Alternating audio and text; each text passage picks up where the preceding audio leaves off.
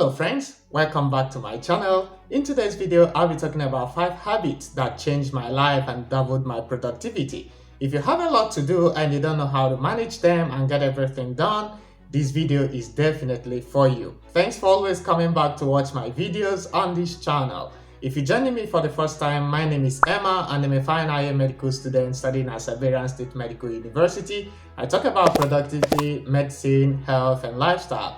If you are interested in that, please consider hitting that subscribe button below and let's get straight to it. As usual, I've highlighted the 5 of them and I will pick them one after the other and tell you what they mean and how you can use them to change your own life. Number 1 is using the external brain. By the way, I don't mean you should go to the market and try to buy an external brain because no one is going to sell that to you anyway. David Allen, in his book titled Getting Things Done, The Art of Stress-Free Productivity, recognize that everybody has a lot to do on a daily basis and people complain of not having enough time to do them. But of course, everybody has 24 hours in a day to get things done. He argued that removing all your tasks and plans and projects and putting them on an external device is the first life hack to victory. The human brain is good for producing ideas, but it's not the best place to organize and process all these ideas. Maybe sometimes you shout, "Oh, I forgot to complete my task," and you're about to hit the deadline. That was because you didn't put it down in an external device, an external brain.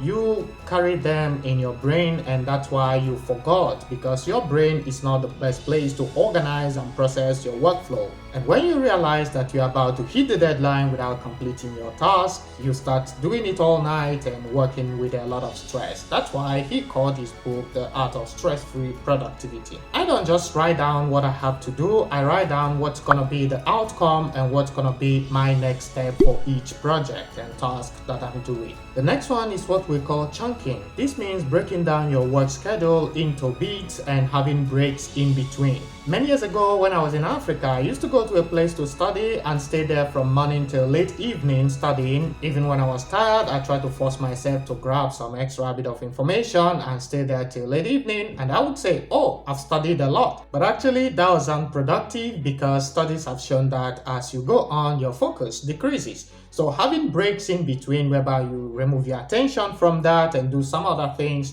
and come back to it increases your focus. And one thing that taught me is to stop seeing my productivity level as the amount of time I spend doing something. I started seeing it as the outcome per unit time, and that changed the game for me. And that brings us to the next one, which is practicing only deep work. What is deep work? Deep work means working in a period of time with maximum concentration without any form of distraction and making sure you spend actually this amount of time working on this task. Sometimes you feel you spend 5 hours working on a particular task, but in reality you spend only 2 hours on that task. That's because sometimes you get a lot of notifications on your phone and then you start checking it out, and from there it leads you to your social media feeds and you start checking out things there, and after about 20 minutes you realize you have not been studying all along, and that's actually unproductive. Consider putting your phone in flight mode like me, or keeping it out of reach when you are doing a particular task that is very important to you. And during your break, you can pick up your phone and reply your messages and stuff like that. But it has a dark side, which is that people will misunderstand you and say you never get to reply on time. Well, that's all part of the game. And next is meeting quality people. The rule is still the same, that you become the average of the people you spend significant amount of time with, or the people around you.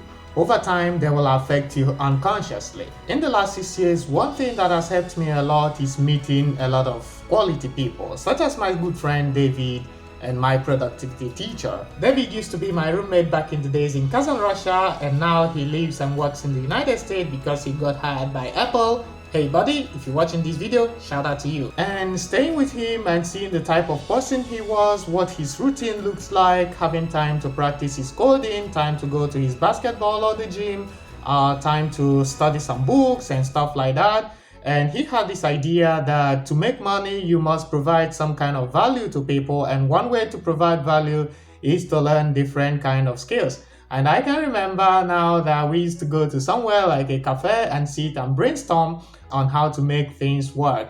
And that completely changed me.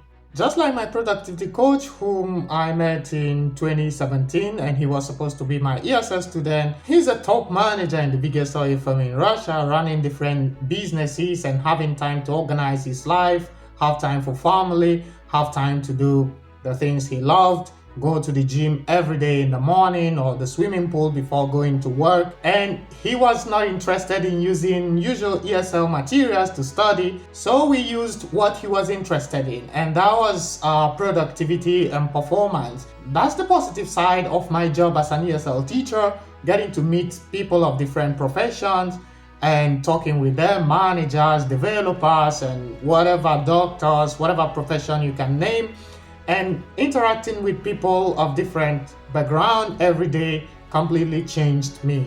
The next important one, which is planning your week, not just your day.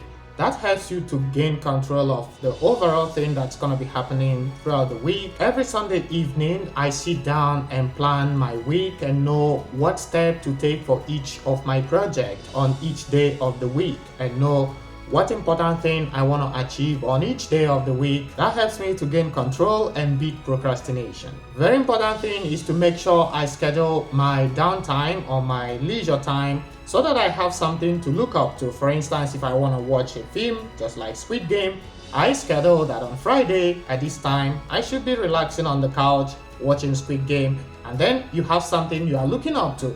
And actually, that's one way to avoid burnout. And the last but not the least, which is very important, is using deadlines.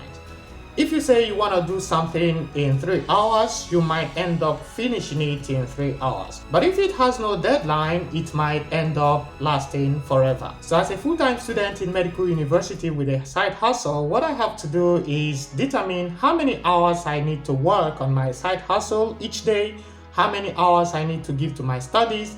That also creates this time I use to make YouTube videos and other things. And that really helped me a lot to buy a lot of time, because I time everything I do. I think that brings us to the end of this video. Let me know what you think about them in the comment section. And don't forget to subscribe. I am Emma Medic, and I will see you in the next one. Bye bye.